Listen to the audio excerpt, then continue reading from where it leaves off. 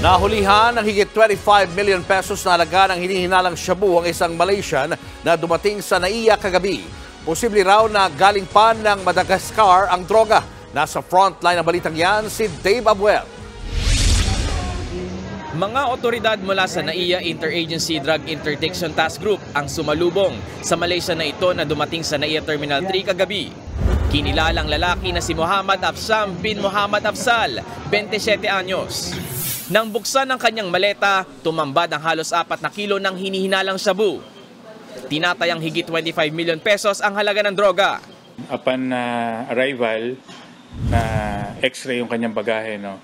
At may nakitang suspicious image dun sa kanyang bagahe. Pinaamoy natin siya sa ating narcotics detection dog, and yun na, nagkaroon ng 100% examination. Doon nga lumantad yung illegal na substance doon na naka-conceal po doon sa false compartment ng kanyang bagahe.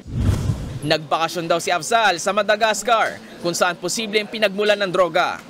Matapos niyan ay dumaan din siya sa Ethiopia kung saan naman siya sumakay ng eroplano papuntang Pilipinas.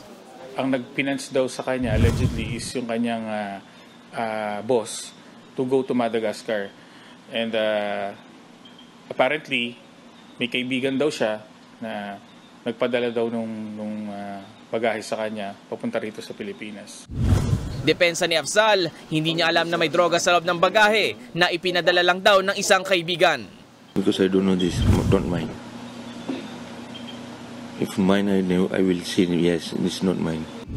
2 araw lang sana sa Pilipinas si Afzal at uuwi rin ng Malaysia.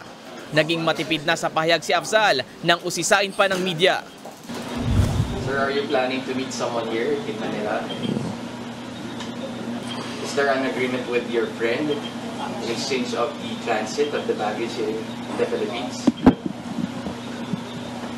For how much, sir? Mahaharap si Afzal sa reklamong paglabag sa Comprehensive Dangerous Drugs Act at Customs Modernization and Tariff Act.